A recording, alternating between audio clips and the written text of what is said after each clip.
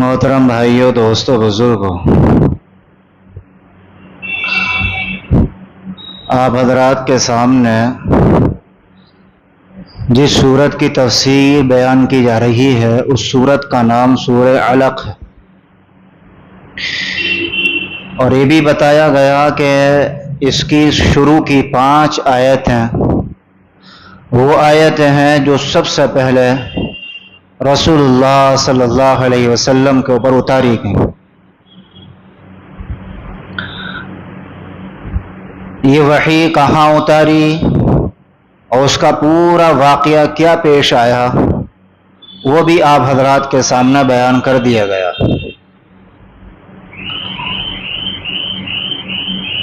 ان 5 آیتوں کے اندر جب ہم غور کرتے ہیں تو ہمیں ان 5 آیتوں میں سے سب سے پہلی آیت کے اندر ایک سبق ملتا ہے، اور سبق بھی کہے گا وہ ہے اقرأ بسم ربک الذی خلق، وہ ہے اقرأ کا سبق۔ اقرأ کے معنی آتے ہیں پڑھو، کیونکہ حضرت جبرائیل علیہ السلام جب حضور صلی اللہ علیہ وسلم کے اوپر سب سے پہلی وحی لائے تھے تو یہی 5 آیتیں تھیں، اور ان 5 آیتوں کی پہلی آیت میں سب سے پہلے کیا آیا؟ اقرأ آیا، اور اقرأ کے معنی کیا آتے ہیں کہ پڑھو۔ تو حضور صلی اللہ علیہ وسلم نے اللہ کی طرف سے حضرت جبرائیل علیہ السلام نے یہ بتایا کہ آپ پڑھو۔ بیچ میں واسطہ کون ہے؟ جبرائیل علیہ السلام، اور بتا کون رہا ہے؟ اللہ تبارک و تعالی۔ تو جب یہ کہا کہ پڑھو تو اس سے ہمیں سبق یہ مل رہا ہے کہ دیکھو سب سے پہلی جو وحی اتری اللہ کی طرف سے پہلا جو حکم مل رہا ہے وہ ہم سب ایمان والوں کو وہ نماز کا حکم نہیں مل رہا، وہ روزے کا حکم نہیں مل رہا، وہ زکوٰۃ کا حکم نہیں مل رہا۔ سب سے پہلے جو ایمان والوں کو حکم دیا جا رہا ہے وہ اس بات کا حکم دیا جا رہا ہے کہ تعلیم حاصل کرو، پڑھو۔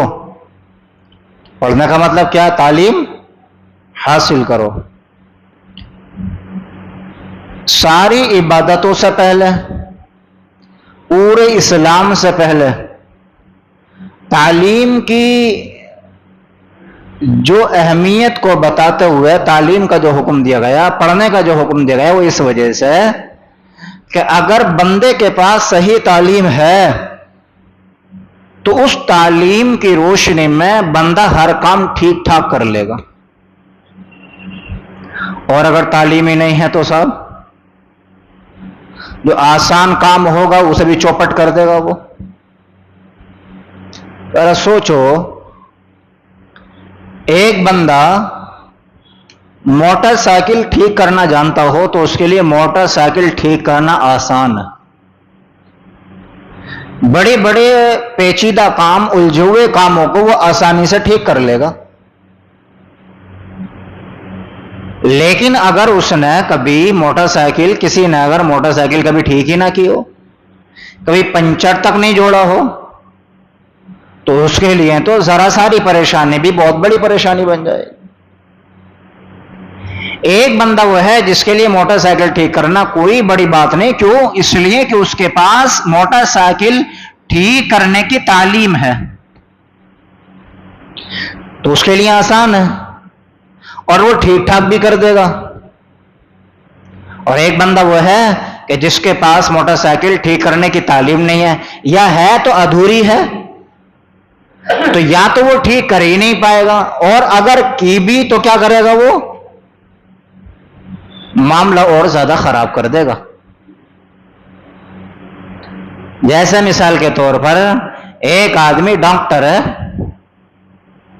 تو اگر صحیح اس کے پاس علم ہوگا تو اس کے اپنے ہنر سے اس کو اپنے کو بھی فائدہ ہوگا، خود کو بھی فائدہ ہوگا۔ لیکن اگر صحیح معنی میں ہنر نہیں ہے تو وہ انسانوں کو ٹھیک کرنے کی بجائے قبرستان کو بھرنے میں لگا رہے گا وہ تو. کیوں؟ اس لیے کہ علاج کرنے کی صحیح اس کے پاس تعلیم ہے ہی نہیں. تو اس لیے اللہ تبارک و تعالیٰ نے رسول اللہ صلی اللہ علیہ وسلم کو جو سب سے پہلا حکم دیا ہے وہ یہ دیا ہے کہ تعلیم حاصل کرو، علم حاصل کرو. اور یہ بات ایک حدیث شریف میں رسول اللہ صلی اللہ علیہ وسلم نے بھی بیان فرما دی، طلب العلم فریضۃ علی کل مسلم، کہ علم کا حاصل کرنا ہر مسلمان کے اوپر فرض عین ہے. علم دین کا حاصل کرنا کیا ہے؟ ہر مسلمان کے اوپر فرض عین ہے. جیسے نماز پڑھنا فرض ہے کہ نہیں، تو ایسے علم حاصل کرنا بھی فرض ہے.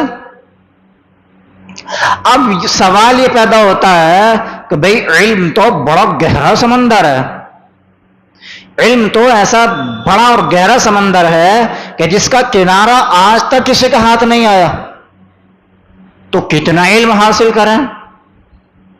کہ بھئی جیسے جیسے زمانہ آگے کو بڑھتا جا رہا ہے، علم کا دروازہ، علم کا سمندر اور زیادہ پھیلتا چلا جا رہا، کیونکہ جو چیز آج ہے وہ کل نہیں تھی، جو حضور صلی اللہ علیہ وسلم کے زمانے میں نہیں تھی وہ آج ہے. ریل، پٹری، ٹرین، بس، موٹر سائیکل، موبائل، ٹیکنالوجی اور یہ بجلی سسٹم، سارا یہ جو بھی کچھ ہے یہ ہمارے نبی کے زمانے میں نہیں تھا، لیکن ان ساری چیزوں کی تعلیم شریعت میں موجود ہے. بھئی کیسے کرنا، کیسے نہیں کرنا، ہر چیز کا مسئلہ شریعت میں موجود ہے. تو اب بندہ کون سا علم حاصل کرے اور کتنا کرے، اب یہ بھی سوال ہے. اور اگر یہ کہا جا کہ سارا علم حاصل کرے تو میاں ایسا تو کوئی خواہ پیدا ہوا نہیں جو کہ یہ کہتے میں تو سارا علم حاصل کروں گا. اور نہ آج تک کسی نے دعویٰ کیا کہ میرے پاس سارا علم ہے، ہر چیز کا علم ہے. تو کیا سارا علم حاصل کرنا فرض ہے؟ نہیں، بلکہ صحیح بات یہ ہے کہ ہر ایمان والے کے اوپر ہر اس چیز کا علم حاصل کرنا فرض ہے جس فیلڈ میں وہ اتر رہا ہے یا اترے گا. مثال کے طور پر ایک آدمی تاجر ہے، تو اب تاجر کے لیے ضروری ہے تو وہ شریعت کے حساب سے، شریعت کے اکارڈنگ یہ جانے کہ میرے لیے اب تجارت کیسا کرنا ممکن ہے، کیسا کرنا جائز ہے، کیسا کرنا ناجائز ہے، کون سی چیزیں خریدنا جائز ہے، کون سی چیزیں بیچنا جائز ہے، کون سی چیزیں خریدنا ناجائز ہے، کون سی چیزیں بیچنا ناجائز ہے. ان چیزوں کا علم حاصل کرنا ہر تاجر کے اوپر فرض عین ہے. ایسے ہی فرض عین ہے جیسے نماز پڑھنا فرض عین ہے. نماز نہیں پڑھتا بندہ گناہگار ہوگا. تاجر ہے، تجارت کر رہا ہے، لیکن اس لائن کا، اس فیلڈ کا اس کے پاس علم نہیں ہے تو گناہگار ہوگا بندہ. اب اس کو یہ نہیں کہے گا کوئی بھی مولوی صاحب کہ بھائی تو میڈیکل والا علم حاصل کر، کیونکہ بھائی میڈیکل والا علم حاصل کیوں کرے، وہ تو اس فیلڈ میں ہے ہی نہیں، وہ تو تجارت کی فیلڈ میں ہے، تو تجارت والا علم حاصل کرے گا بس. تو اب تجارت والا علم حاصل کرنا اس کے لیے کیا ہے؟ فرض عین ہے. کوئی انجینئرنگ پڑھ رہا ہے تو اس کے لیے انجینئرنگ والا علم حاصل کرنا، دین حاصل کرنا فرض ہے. میرے لیے کیا کرنا ٹھیک ہے، میرے لیے کن چیزوں سے بچنا ٹھیک ہے، میرے لیے کن چیزوں کا کرنا ٹھیک ہے. اگر علم حاصل کیا تو ٹھیک، نہیں علم حاصل کیا تو گناہگار ہوگا. ایک بندہ ڈرائیور ہے تو اسے اس لائن کا علم حاصل کرنا فرض عین ہے. ایک بندہ ڈاکٹر ہے تو اسے اس چیز کا علم حاصل کرنا فرض عین ہے. علم حاصل کرے گا اچھی بات، نہیں علم حاصل کرے گا تو گناہگار، خود بھی نقصان میں داخل ہوگا اور دوسروں کو بھی نقصان پہنچائے گا. مثال کے طور پر دیکھو، آپ کسی ڈاکٹر کے پاس گئے، پتہ چلا 500 روپے اس کی فیس ہے. ٹھیک ہے صاحب، فیس لینا بنتا ہے اس کا، وہ ہمیں مشورہ دے گا، ہمارے لیے پرچہ بنائے گا، ہمارے لیے پرہیز بتائے گا، ہماری بیماری کو بتائے گا، یہ بیماری ہے، ان بیماریوں میں ان چیزوں سے بچنا ہے، ان چیزوں کو لینا ہے. چلو ٹھیک ہے صاحب، 500 روپے بنتا ہے. اب اگلا نمبر جو آتا ہے وہ رپورٹ کا آتا ہے. رپورٹ کے بعد ہی تو دوائیاں ملیں گی. بعد دفعہ ایسا بھی ہوتا ہے کہ ابھی فی الحال یہ دوائی لو اور رپورٹ بھی کراؤ. ٹھیک ہے, اب کیا کرتا ہے ڈاکٹر؟ ڈاکٹر رپورٹ لکھ کے دے گا آپ کو کہ تاڑی خانے کے چوراہے پہ جاؤ اور وہاں پر لیب کھلا ہوا ہے, وہاں جا کر آپ رپورٹ کراؤ. ڈاکٹر صاحب کتنے میں ہو جائے گی؟ ایسی ہو جائے گی 450-500 روپے میں. جبکہ اس رپورٹ کی حقیقت یہ ہے کہ 150-200 روپے میں ہو جاتی ہے. باقی کہاں گئے بھائی؟ بتاؤ, آپ ہی بتاؤ کہاں گئے؟ ڈاکٹر کی جیب میں گئے. اب یہ کام مسلمان بھی کر رہا ہے, غیر مسلم بھی کر رہا ہے. جبکہ حقیقت یہ ہے کہ 150 روپے کی رپورٹ تھی, رپورٹ میں گئے کتنے؟ 450. کتنے زیادہ گئے؟ 200 روپے. 200 روپے ڈاکٹر کی جیب میں گئے. یہ 200 روپے ڈاکٹر کی جیب میں جو گئے یہ حرام کا پیسہ گیا اس کی جیب, اور ڈاکٹر کو پتہ بھی نہیں میری جیب میں حرام کا پیسہ آ رہا ہے. اگر یہی ڈاکٹر میڈیکل والا علم حاصل کرتا تو یہ گڑبڑ نہیں کرتا. یہ بھائی تو کس چیز کے لے رہا 200 روپے؟ تو اسے اپنی گود میں بیٹھا کے لے کے گیا, تو نے اپنا آدمی اس کے ساتھ بھیجا. وہ لیبارٹری تیری ہے. تو کس چیز کا دلالی مار رہا ہے؟ تو کس چیز کی کمیشن مان رہا ہے؟ تو کس چیز کی رشوت مار رہا ہے؟ یہ حرام ہے. اگر ایک ڈاکٹر کے پاس یہ والا علم حاصل ہوتا تو یہ گڑبڑ نہیں کرتا. ایسے بہت سارے ڈاکٹر ہیں جو کمیشن نہیں مارتے, ہمارے علم میں ہے. میرے بھائی ڈاکٹر ہیں تو جو رپورٹ دوسروں کی بیچاروں کی 400-500 روپے میں ہو جاتی ہے, ہم دیکھتے ہیں وہ رپورٹ ہماری 150-200 روپے میں ہو جاتی ہے. تو یہ جو دھاندلی بازی چل رہی ہے, کائی کی وجہ سے چل رہی ہے؟ اس وجہ سے چل رہی ہے کہ اس نے ڈاکٹر نے اسپتال تو کھول لیا, کلینک تو کھول لیا, 10-20 کمپاؤنڈر تو آگے پیچھے سر کہتے ہوئے پھر رہے ہیں, لیکن اس کے پاس کیا نہیں ہے؟ اس کے پاس اس کے نبی کا وہ علم نہیں ہے جس علم کے بارے میں رسول اللہ صلی اللہ علیہ وسلم نے اور اللہ تبارک و تعالیٰ نے اس کو بتایا تھا کہ دیکھ ڈاکٹر تو بن رہا ہے, لیکن ڈاکٹر سے پہلے اس چیز کا علم حاصل کر لینا. اب دیکھو کتنے گناہ ہو رہے ہیں, گناہ دیکھو کتنے ہو رہے ہیں. ایک تو اس مریض کو دھوکہ دینے کا گناہ, اور رسول اللہ صلی اللہ علیہ وسلم نے کیا فرمایا؟ جو دھوکہ دے گا وہ ہمارا نہیں ہے. بھائی 150 روپے میں ہو رہی تھی, 400 روپے میں اسے بھیج دیا تو دھوکہ بھی تو ہو گیا نا. اب پھر رشوت لینے کا گناہ,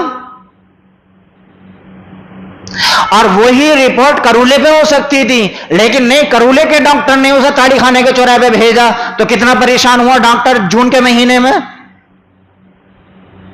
کرایہ بھاڑا لگا, آنا جانا لگا, کہیں چوٹ پھینٹ لگی, یہ ساری پریشانیوں کا گناہ کس کے تھوپڑے پہ جائے گا, کس کے کھوپڑی پہ جائے گا؟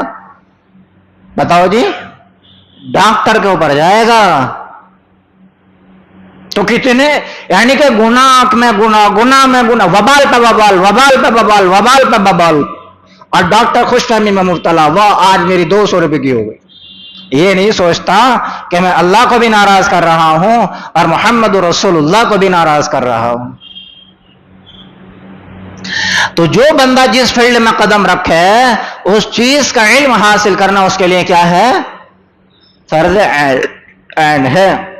اسی طریقے ڈاکٹر کیا گڑبڑ کرتے ہیں؟ 5 دن کی دوائی ہے آپ کی, ٹھیک ہے سر ڈاکٹر صاحب ٹھیک ہے, کہاں ملے گی؟ وہیں ملے گی بس, اور کہیں نہیں ملے گی. اور اب تو ہر ڈاکٹر نے اپنا اپنا میڈیکل کھول لیا. یہ ڈاکٹری جو تھی نا, ڈاکٹری یہ لوگوں کی خدمت کرنے کا ایک پیشہ تھا. اس لیے آپ نے سنا ہوگا کہ ڈاکٹر ایک مسیحا ہوتا ہے, ہوتا نہیں, لوگوں کو آپ نے سنا ہوگا ڈاکٹر بھگوان بھی ہوتا ہے. اور آج کیا ہوگا ڈاکٹر, آج ڈاکٹر دیکھو معاف کرنا, آج ڈاکٹر لٹیرے بن گئے. کیا بن گئے؟ آج لٹیرے بن گئے ڈاکٹر. آج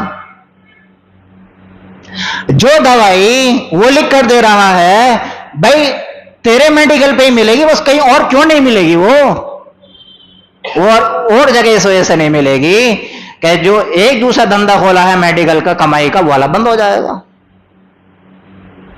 جو چیز اسی میڈیکل پہ 150 روپے کی مل رہی ہے وہی چیز باہر جا کر کے 70-75 روپے میں مل رہی ہے. कंपनी ना, कंपनी भी यही होनी चाहिए। कोई चीज जो है चैन नहीं होनी चाहिए, तो ये भी नाजायज है, ये भी हराम है। खामा मरीज को परेशान करना है। बाद में ऐसा होता है डॉक्टर का खुद का मेडिकल नहीं होता, तो उन्होंने मेडिकल फिक्स कर रखे हैं कि ना उसी मेडिकल पे से दवाई लानी है, तो उनका कमीशन बना हुआ, रिश्वत बंधी हुई है। ये सारी शक्लें क्या हैं? ये नाजायज है, हराम है, और कई कई गुनाह पाए जाते हैं। इसलिए अल्लाह ताला कह रहा है पढ़ो, इक़रा, पढ़ो। ये जिंदगी जो है ना 60-70 साल की, इसमें जो भी पेशा करो, चाहे डॉक्टरी का करो, चाहे भैंस चुगाने का करो, या जानवर पालने का करो, या घर बनाने का करो, या इंजीनियरिंग का करो, जो भी पेशा करो, जो भी धंधा करो, उस धंधे का पहले इल्म हासिल करो, तब उसमें जाके कदम रखो, वरना करोगे तो गुनाह होगा। हलाल काम में भी गुनाह होगा, हलाल कारोबार को भी बंदा न इल्मी की बुनियाद पर हराम बना बैठेगा,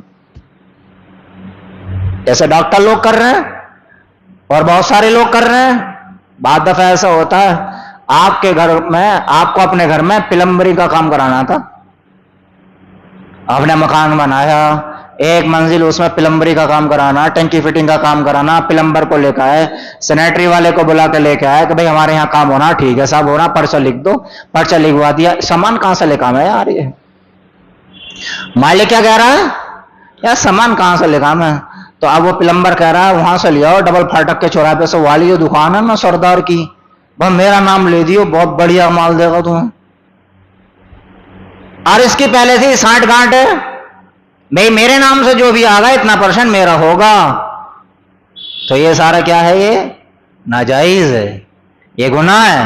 हाँ, आपको अगर मालिक भेज रहा है कि ये सामान लेके आओ, तो आप साफ कह दो ठीक है साहब जा रहा हूं, लेकिन 200 रुपए लूंगा। साफ कहो आप, मेरे जाने आने की मेहनत है, मेरा किराया भाड़ा है, मेरी मेहनत है, उस सबका मैं 200 रुपए लूंगा। ऐसी गर्मी में जाना कोई मामूली बात नहीं है, आप लेकर आओ, साफ क्यों आप। लेकिन ये रिश्वत ना मालिक को पता, ना उसके घर में किसी को पता, और पता चला बड़ा बढ़िया माल दिलवाया, लेकिन ये पता नहीं कि 1000 रुपए इधर भी आ गए। ये नाजायज है, गुनाह है। इसलिए कुरान कह रहा है अब इस चीज का भी इल्म हासिल करो, क्या ये मेरा करना इसके लिए ठीक है? ये मेरा ऐसा करना ठीक है? ये हम जयपुर में थे सन 2017 में, तो एक ऑटो वाला मिला हमें।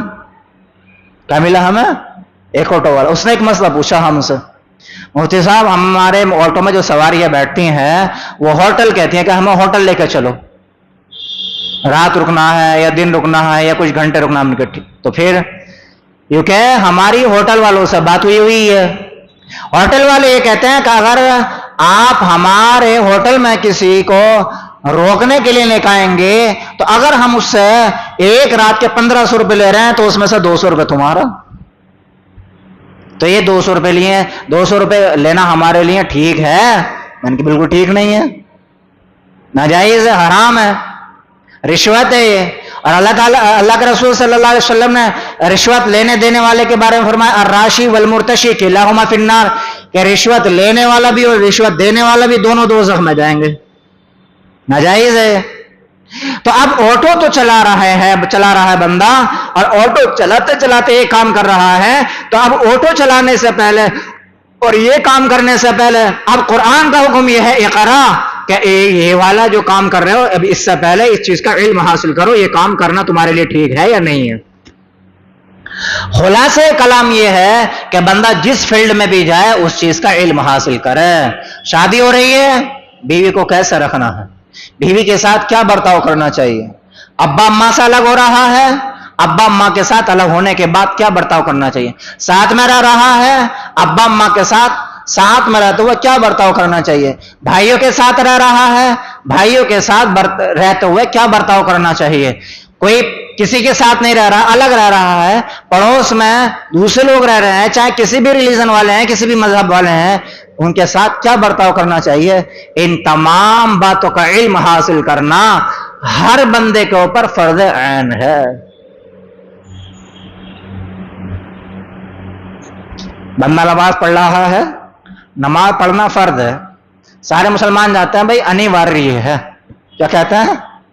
अनिवार्य है, कंपलसरी है, फर्ज है, नमाज पढ़ना सारे मुसलमान जानते हैं, ठीक है। لیکن نماز میں کن کن چیزوں کو پڑھنا ضروری ہے یہ ہر مسلمان جانتا ہے. 100 لوگوں کا مجمع بیٹھا ہو, 100 لوگوں میں سے اگر میں پوچھ لوں نماز میں کتنے فرض ہیں تو 2-4 بھی مشکل سے بتا پائیں گے. کن چیزوں کے چھوٹنے سے نماز ٹوٹ جاتی ہے ایک بندہ بھی شاید مشکل سے بتا پائے. کتنی چیزیں واجب ہیں, کتنی چیزیں سنت ہیں, کتنی چیزیں مستحب ہیں. نماز پڑھنا فرض ہے تو نماز کی ان چیزوں کا جاننا بھی فرض ہے. نماز پڑھ رہا ہے بندہ ثواب ملے گا, لیکن ان چیزوں کی معلومات اگر نہیں ہے تو معلومات نہ ہونے کی وجہ سے اور علم نہ ہونے کی وجہ سے کیا ہوگا, بندہ گناہگار ہوگا. کتنے ہی لوگ ایسے ہیں, آپ کو حیرت ہوگی, حیرت کی بات بھی ہے, حیرت کرنی بھی چاہیے کہ ایمان والا ہر جگہ آگے نکلنا چاہتا ہے. میں اس سے آگے نکل جاؤں, میں آپ سے آگے نکل جاؤں. یہاں تک بات ہے آپ اگر موٹر سائیکل چلا رہے ہیں اور موٹر سائیکل چلاتے چلاتے میری برابر میں آ گئے, مثال کے طور پہ میری موٹر سائیکل 40 کی اسپیڈ پہ چل رہی تھی اور آپ نے 40 سے اپنی گاڑی کی اسپیڈ 42, 44, 45 کر دی, تو میری موٹر سائیکل سے تو آگے نکلے گی آپ کی. تو مجھے اتنا بھی گوارا نہیں ہے کہ آپ اپنی موٹر سائیکل میری موٹر سائیکل سے آگے نکال لو. بتاؤ جی غلط تو نہیں کر رہا؟ 10-15 نمبر ایک دم آگے مجھ سے آگے نکال لی, چاہے آگے جا کر کچھ بھی ہو, چاہے چوٹ لگے پھینٹ لگے. بتاؤ یہ ہوتا کہ نہیں ہوتا ہے؟ حالانکہ کوئی انعام نہیں ملنے والا, جو پیچھے رہ گیا اس کا کوئی چالان نہیں کٹنے والا, اس کا کوئی نقصان, جو پیچھے رہ گیا اس کا تو فائدہ ہی فائدہ ہے. مائلیج بڑھیا دے گی, ایوریج بڑھیا دے گی, گاڑی سیف رہے گی, خود بھی سیف رہے گا, تو 4 منٹ ویر سویر پہنچ جائے گا, لیکن سیف تو پہنچ جائے گا نہ. آگے کیوں نکل گیا یہ؟ تو ہمارا دنیا داری میں تو یہ حال ہے اور دینداری میں ہمارا اپنا یہ حال ہے کہ ہماری داڑیاں سفید ہو گئیں اور ایک ایک سورت 2-2 صورتیں یاد ہے, بس اسی پہ پوری نماز چل رہی ہے, اس سے آگے کی کہانی یاد نہیں ہے ہمیں. یہ ہے ہمارا. دعا قنوت وتر میں پڑھنا واجب ہے. کتنے لوگوں کو دعا قنوت ہے جی کیا پڑھتے ہو, قل واللہ احد چل رہی ہے, اور کیا چل رہی ہے, ربنا آتنا فی الدنیا چل رہی ہے.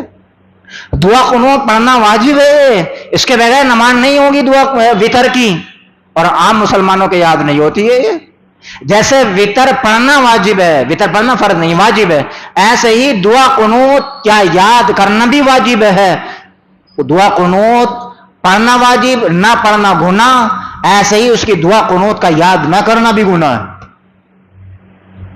تو یہ جو ہے نا قرآن میں اللہ تعالیٰ نے شروع میں کہا اقرا پڑھو, تو ہے تو اتنا سے ہی کہ پڑھو, لیکن اللہ تبارک و تعالیٰ نے اتنا کہنے سے ہی پوری دنیا کو گھیر دیا, اس کے اندر پوری دنیا کو سمیٹ دیا, ایسے جیسے 7 سمندر کو ایک پیالے میں جمع کر دیا ہو.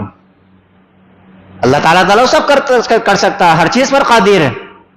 تو اقرا کہاں بس اللہ تعالیٰ نے پڑھو. اب پڑھیں کیا؟ ہر وہ چیز پڑھیں کہ جس چیز سے ایمان والے کا واسطہ پڑھے گا کہ مجھے دین کی روشنی میں, محمد رسول اللہ صلی اللہ علیہ وسلم کی تعلیمات کی روشنی میں مجھے کیا کرنا ہے. دیکھو حضرت عمر رضی اللہ تعالیٰ عنہ کا زمانہ جب آیا نا, جب آپ بادشاہ بنے, خلیفہ بنے, تو کوڑا لے کے بازاروں میں نکل جاتے تھے, کوڑا لے کے بازاروں میں نکل جاتے تھے. تو جس کی جو دکان ہوتی تھی اس سے پوچھتے تھے, وہ کپڑا بیچنے والے, کپڑے کی بھی دکان ہے, تو کپڑا بیچ رہا کہاں, کپڑا بیچنے کا دین حاصل کرا؟ وہ کہتا تھا ہاں حاصل کرا. حاصل کرا تو ٹھیک ہے, اگر حاصل نہیں کیا تو اس کے کوڑے بھی مارتے تھے, اس کی دکان بھی بند کرواتے تھے. آج کے زمانے میں کہیں سیل لگوا دیتے تھے اور کہتے تھے پہلے کپڑا بیچنے کا علم حاصل کر, اس کے بعد کپڑا بیچ. یہ حضرت عمر رضی اللہ تعالیٰ عنہ ہے. امام ابو حنیفہ رحمۃ اللہ علیہ کو کون نہیں جانتا؟ 70% سے زیادہ لوگ ان کے فالوور ہیں. کپڑے کے تاجر تھے, کپڑے کی بڑی دکان, ایک نوکر کام کرتا تھا. یہ کسی تقاضے سے گھر چلے گئے یا کسی کام کے لیے چلے گئے, آ کے جب دیکھا تو ایک تھان رکھا ہوا تھا کپڑے کا, وہ موجود نہیں. نوکر خادم سے کہا وہ تھان رکھا تھا یہاں پہ کہاں گیا؟ تو نوکر نے کہا ایک صاحب آئے تھے کرولے پہ سے, چھپر والی مسجد کے پاس سے, تو وہ خرید کے لے گئے. تو امام صاحب نے کہا کہ بھئی اس میں تو کمی تھی, اس تھان میں تو عیب تھا, کمی تھی, تو نے بتایا وہ ना जी मैंने तो ना बताया। अच्छा, अब इमाम साहब ने कहा किधर को गए थे बताओ, उधर को गए थे। अब चूंकि वो उनका कपड़ा था उसको तो पहचानते थे, इमाम साहब तेजी के साथ घोड़े पे उसके पीछे दौड़े, उसे जाकर पकड़ लिया, पकड़ कर उसे वापस लेके आए। अब वो डर रहा था पता नहीं क्या हो गया, वापस लाए, दुकान पे बिठाया, पानी पिलाया और उससे कहा कि मेरे पीछे मेरे नौकर ने आपको गलत कपड़ा थमा दिया, पैसे आपने सही कपड़े के दिए, पैसे आपने सही कपड़े के दिए और सही कीमत दी, लेकिन मेरा कपड़ा इतनी कीमत का नहीं था जितनी कीमत आपने दे दी। इस कपड़े में ये ऐब था और ये आपको बता ना सका, इसको पता नहीं था, मैं आपसे माफी चाहता हूं, ये आपके पैसे, ये मेरा कपड़ा है। या अगर आप इसी कपड़े को लेना चाहते हैं तो आप मुझसे इतने पैसे वापस ले लें, क्योंकि ये इतनी कीमत का है नहीं। बताओ आज का मुसलमान क्या करेगा? पीठ थपथपागा, बेटे शानदार, तू ही तो करेगा मुझे मालदार, चाय पिलागा, उसके लिए अलग से प्रोटोकॉल होगा, उसे तो बेटा सामान समझ कर रखेगा। बताओ है नहीं? बताओ बात, ये गलत तो नहीं कर रहा? और अगर बता दिया तो अरे मालिक इसे बेशरो, इसमें तो यह है, तो उस टाइम तो ग्राहक चला जाएगा, उसके बाद में कहेगा कि पहले तो उल्टी सीधी सुनागा, फिर उसी टाइम हिसाब कर देगा, तू भाग यहां से। मालूम है जो खरीदने वाला था कपड़ा वो कौन था? वो यहूदी था। और हजरत इमाम साहब के इस अमल से इतना इंप्रेस हुआ, इतना मुतासिर हुआ, इतना मुतासिर हुआ कि वो रोने लगा और रोते हुए कहा कि मैंने आज तक सिर्फ मुसलमान को देखा था, उनके इस्लाम को मैंने आज पढ़ा है और आज जाना है, और आज मैं यहूदी मजहब से तौबा करके इस्लाम में दाखिल होता। ये क्या है? ये है इकरा पढ़ो कपड़े बेचने का इल्म। हमारे पास फटे पुराने नोट होते हैं, हम क्या सोचते हैं, कोशिश करते हैं रात में चला देंगे। अब बेचारे ने वो रात में अंधेरे बंधेरे में कम रोशनी में ले लिए, जल्दबाजी में ले लिए, हम खुशफहमी में चला, बहुत बढ़िया करा, मजा आ गया, नोट चल गया, 100 का था, 500 का था ना, तो फिर कम में जाता। लेकिन कुरान क्या कह रहा? ये तूने हराम काम किया है उसके साथ, ये तूने उसको धोखा दिया है, और धोखा देने वाला सब कुछ हो सकता है लेकिन ईमान वाला नहीं हो सकता। रसूलुल्लाह सल्लल्लाहु अलैहि वसल्लम ने फरमा दिया। एक कुरान कह रहा है इकरा पढ़ो, इस अमल को करने से पहले इस अमल का दीन हासिल करो। वेल्डिंग कारोबारी है, कोई वेल्डिंग करता है, उसका इल्म हासिल करो। मुझे इसमें क्या करना चाहिए, क्या नहीं करना। बेटा बेटी का रिश्ता कर रहा है, मुझे यहां क्या करना चाहिए, क्या नहीं करना चाहिए। शादी कर रहा है, यहां क्या नहीं करना चाहिए, क्या करना चाहिए। इकरा पढ़ो, यानी कि इंसान के पैदा होने से लेकर के उसके कब्र में जाने तक इकरा, ये सारी चीजें इस्लाम ने, कुरान ने समेट कर रख दी हैं कि ये पढ़ो, वो पढ़ो, ये कर रहे हो तो इसको सीखो, ये कर रहे हो तो ये सीखो, कोई चीज छोड़ी नहीं है। और जब बताओ बंदा इस लेवल पर जिंदगी गुजारेगा तो गड़बड़ करेगा, जब गड़बड़ नहीं करेगा, ठीक ठाक चलेगा, तो अल्लाह तबारक व तआला के फैसले भी उसके हक में ठीक होंगे। तो भाइयों, इस 5 आयतों की पहली जो आयत है और पहली आयत का जो पहला हुरूफ है, जो पहला जुमला है, वह है इकरा। इस इकरा से हमें सबक ये मिलता है कि इल्म दीन हम सब मिलकर हासिल करें। इल्म दीन क्या करें भाई? हम हासिल करें। कुरान पढ़े हुए हैं, अच्छा पढ़ें, और कुरान नहीं पढ़े हुए हैं उसको पढ़ने की कोशिश करें। घर में हमारे क्या हालात हैं उनको दुरुस्त करने की कोशिश करें। ये सबक आज की तफसीर से हमें मिलता है। बाकी इसके बारे में और भी बहुत सारी बातें हैं, इंशाअल्लाह आज के दिन उसके बारे में बताया जाएगा। लेकिन आज की तफसीर से ये सबक लेकर के जाएं कि हर काम करने से पहले उसके बारे में दीनी मालूमात का हासिल होना बहुत जरूरी है। अल्लाह हम सबको अमल की तौफीक अता फरमाए। सुभान अल्लाह।